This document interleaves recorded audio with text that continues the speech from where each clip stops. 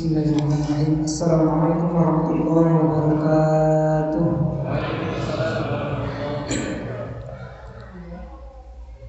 Alhamdulillahilladzi ja'ala al-Islam 'aqidah wa bil Qur'ani imamah wa hikmah wa bi Muhammadin sallallahu alaihi wasallam uswatun hasanah. Asyhadu an la ilaha illallah wahdahu la syarika lah wa asyhadu anna Muhammadan 'abduhu wa rasuluhu la nabiyya ba'dah. Faqad qala Allah ta'ala fil Qur'anil Karim wa huwa asdaqul qailin. A'udzu billahi minasyaitonir rajim. Bismillahirrahmanirrahim. Syahrul Ramadan alladzi unzila fihi al-Qur'an hudan lin-nasi wa bayyinatin minal huda wal furqan. Sadaqallahu al-azim.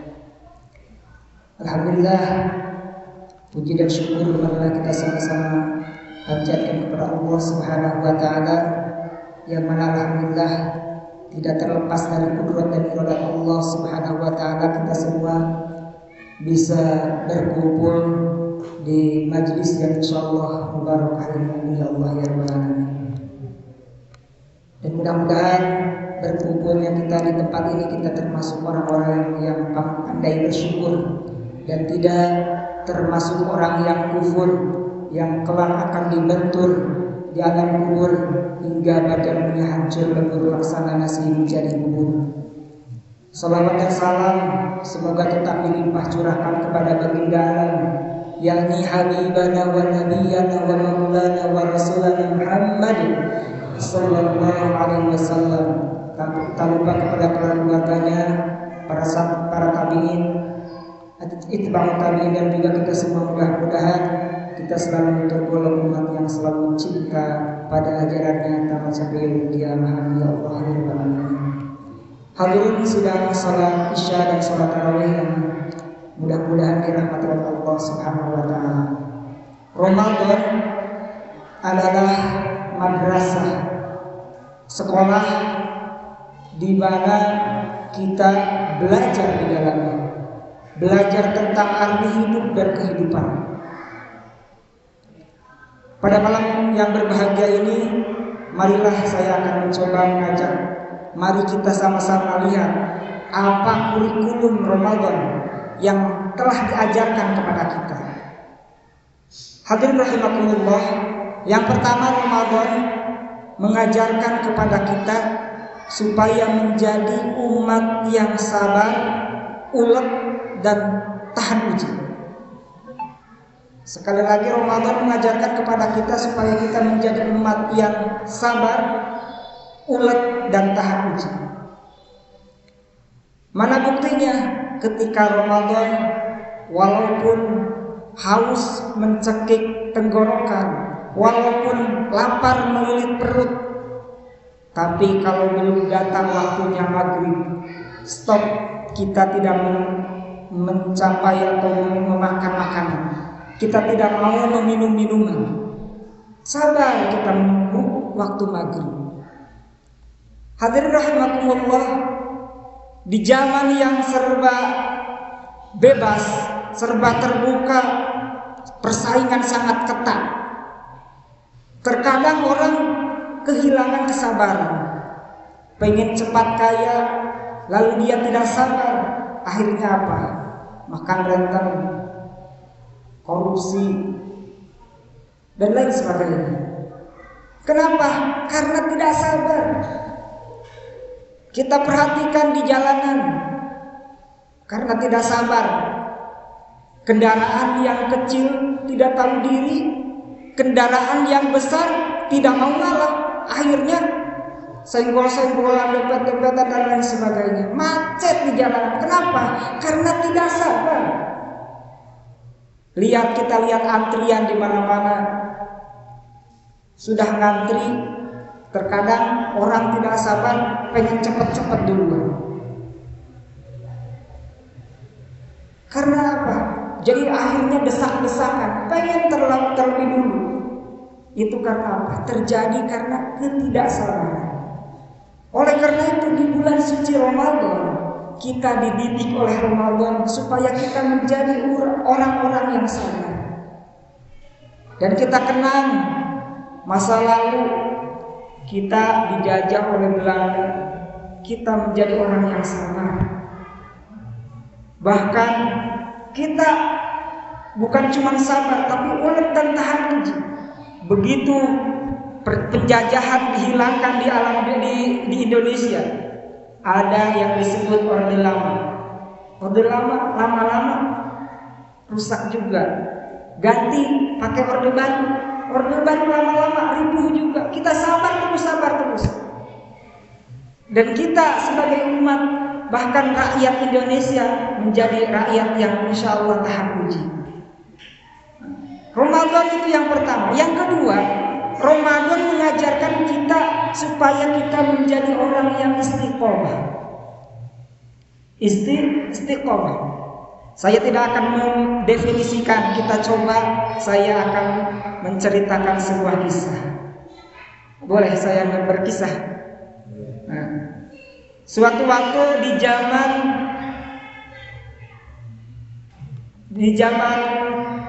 Panglima Perang Salahuddin Al-Ayyubi. Zaman Salahuddin Al-Ayyubi pernah mengalami peperangan kalah. Pernah mengalami kekalahan. Akhirnya apa? Ada beberapa prajurit Islam, tentara Muslim yang tertangkap oleh Muslim. Tercatatlah ada 3 prajurit Muslim yang tertawan oleh Muslim. Akhirnya apa? Kata Raja Kafir, wahai para Perdana Menteri, apa yang harus kita lakukan terhadap 3 tentara Muslim ini? Kata Perdana Menteri, Tuan Raja, biar lebih gampang dan cepat urusan, langsung bunuh aja, selesai masalah, nggak ribet. Kata siapa? Kata Perdana Menteri. Kata Tuan Raja, Perdana Menteri, kalau masalah bunuh-membunuh gampang, tapi kita coba, mau nggak kita bujuk orang Islam tersebut, tentara tawanan Islam itu, tawanan kita itu, kita bujuk supaya mereka mau meninggalkan agamanya, supaya mereka mau mengkhianati negaranya, supaya mereka mau melepaskan keyakinannya dan ikut bersama kita masuk agama kita, kata Tuan Raja. Oh baik kalau begitu, kata Tuan Perdana Menteri. Akhirnya apa? Besok harinya mengadakan sidang terbuka. Ketiga tawanan Muslim tersebut disidang. Prajurit yang pertama ke depan. Baik, kamu sekarang jadi tawanan, berarti bebas dong, terserah kami. Sekarang kamu pilih, mau mati atau mau hidup. Kalau mau hidup, kamu harus keluar dari agama Islam. Kamu harus mau ikut dengan agama kami. Kamu harus meninggalkan Islam, bahkan meninggalkan, mengkhianati negaramu, mengkhianati teman-temanmu. Kalau kamu mau bergabung dengan kami, kamu akan kami berikan jabatan yang tinggi, gaji yang tinggi, rumah yang tinggi, istri yang tinggi. Langsung prajurit tersebut bicara, wahai Perdana Menteri, apa Anda kira kami selama bertahun-tahun membela agama Islam, berjuang membela agama Islam hanya untuk mencari kedudukan yang tinggi? Tidak. Apakah Anda kira kami berjuang membela agama Islam hanya untuk mencari harta, jabatan dan lain sebagainya? Tidak. Kami hanya mencari keridhaan Allah Subhanahu wa taala. Oh, kalau begitu, kata Perdana Menteri, kamu mati. Silahkan. Apakah kamu tidak takut? Tidak. Justru itu yang saya cari-cari. Saya merasa ibadah sholat saya masih belum khusyuk, ibadah puasa saya masih belum ikhlas, ibadah-ibadah yang lainnya saya masih terkadang-kadang. Saya justru berdoa sama Allah, mudah-mudahan saya bisa mati dalam keadaan syahid. Kata prajurit yang pertama, oh kalau begitu kamu akan saya penggal. Akhirnya apa? Dipenggal sama Al-Ghajur, dihukum, dipenggal kepalanya langsung menggelinding. Kemudian tak lama dari itu kepalanya langsung ngaji. A'udzu billahi minasyaitonir rajim. Bismillahirrahmanirrahim. Kepala yang sudah terlepas dari badan bisa ngaji. Ya ayyatuhan nafsul mutmainnah, irji'i ila rabbiki radiyatan mardiyah, fadkhuli fi ibadi wadkhuli jannati. Wahai jiwa-jiwa yang tenang, kembalilah kepada hamba-hambaku. Fadkhuli fi ibadi wadkhuli jannati, masuklah ke golongan hamba-hambaku dan masuklah ke dalam surga. Janji Allah bagi orang yang istiqomah, teguh pendirian, teguh memegang agama Allah Subhanahu wa taala, Allah sediakan surga untuknya. Langsung panggil prajurit yang kedua. Prajurit yang kedua maju ke depan. Kau telah melihat teman kamu tadi, apakah dia mati? Ya, mati. Kau telah pertimbangkan apakah kau mau ikut bersama kami atau kamu mau mati seperti teman kamu? Sudah dipertimbangkan? Sudah, Tuan Perdana Menteri. Sudah apa? Sudah, jangan banyak ngomong. Saya sudah tidak tahan, ingin menyusul teman saya. Saya sudah bayangkan dia disambut oleh para bidadari, dia disambut oleh para malaikat, dia dimasukkan ke dalam surga. Saya ingin bersama dia. Sudah, jangan banyak ngomong. Saya ingin bersamanya. Kata Tuan Perdana Menteri, wah ini lebih gila. Yang tadi masih bisa diajak ngobrol, ini langsung minta disembelih. Algojo sembelih, langsung. Dia apa lagi? Dihukum lagi, kepalanya terputus, menggelinding lagi. Kemudian ngaji juga. Bismillahirrahmanirrahim. Wujuhun yawma idzin nadhirah ila rabbiha nadhirah. Wajahnya berseri-seri melihat zat Allah Tuhannya. Beliau yang dua ini insya Allah masuk surga. Insya Allah ahli surga, meninggal dalam keadaan syahid, mempertahankan agama, memegang teguh agama Islam, memegang teguh keimanannya. Kita simak yang ketiga. Prajurit yang ketiga maju ke depan. Kau telah melihat kedua teman kamu, apakah sudah mati? Iya, mati. Kau telah mempertimbangkan kau mau ikut kami atau mau ikut teman kami? Oh tidak, Tuan Perdana Menteri. Mereka kan mati, daripada mati kan lebih baik hidup. Mereka tidak dapat apa-apa, daripada tidak dapat apa, ini dapat apa-apa. Oh bagus, kata Tuan Perdana Menteri. Berarti kamu mau meninggalkan agama kamu, berarti kamu mau mengkhianati teman-teman kamu, berarti kamu mau mengkhianati negara kamu. Iya, Tuan Perdana Menteri. Asalkan tadi yang dijanjikan saya dapat. Gaji yang besar, jabatan yang tinggi, rumah mewah dan lain sebagainya. Oke, kalau begitu saya akan berdiskusi dulu dengan Raja, kata Perdana Menteri. Akhirnya apa? Beliau Perdana Menteri berdiskusi dengan Raja. Tuan Raja, yang ketiga ini kayaknya nih bagus nih. Emang kenapa? Yang ketiga ini mau meninggalkan agamanya, rela mengkhianati teman-temannya, rela mengkhianati negaranya. Dia mau berikut bersama kita. Oh, tenang dulu. Masalah jabatan, masalah harta, masalah gaji dan lain sebagainya itu mah urusan gampang, kata Tuan Raja. Tapi saya pikir-pikir, ini prajurit yang ketiga kok sampai hati ya, mau mengkhianati negaranya, mau mengkhianati agamanya, mau mengkhianati teman-temannya. Coba bayangkan, kalau dia bergabung bersama kita, kita lengah, dia tikam kita dari belakang. Kata Tuan Raja, orang yang semacam ini nih, kalau jadi pejabat, pasti dia akan nipu rakyat. Kalau jadi pejabat, dia pasti akan makan makanan atau korupsi dan lain sebagainya. Orang kayak gini bukan orang baik. Dia tidak istiqomah, dia tidak punya pendirian, dia tidak punya kekuatan. Ini orang buruk. Jangan buat apa kita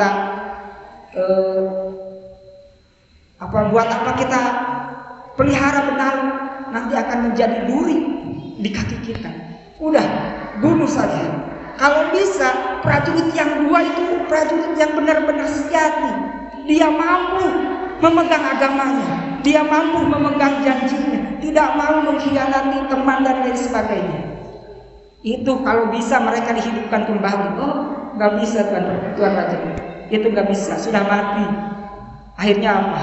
Udah, bunuh saja dia. Yang ketiga, kata Perdana Menteri, kamu siap? Siap apa? Tuan Perdana Menteri, apakah kami dijabat jadi apa? Gaji saya berapa? Rumah saya di mana? Oh, kamu mati. Kok mati? Tadi katanya kalau saya keluar dari agama saya meninggalkan teman-teman saya mengkhianati negara saya akan mendapatkan kedudukan yang tinggi, gaji yang tinggi dan lain sebagainya. Tidak, kamu ini prajurit yang bejat. Kalau kamu jadi dewan dan lain sebagainya, kamu akan kacau. Makanya kamu mati sekarang. Oh, kalau begitu saya mau masuk Islam lagi. Silahkan, kata Tuan Perdana Menteri. Baik, saya beri waktu dulu untuk mengucapkan 2 kalimat syahadat. Begitu dia mengucapkan syahadat, asyhadu an la susah mengucapkan 2 kalimat syahadat. Cepat, baik, asyhadu an la susah.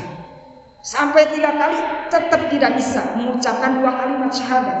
Akhirnya apa? Sama Algojo dipenggal juga.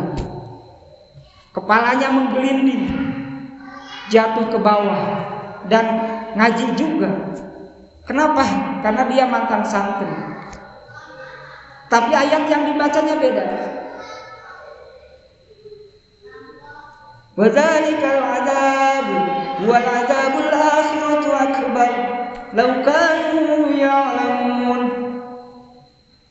Yang dibacanya ayat tentang siksaan akhirat yang begitu dahsyat.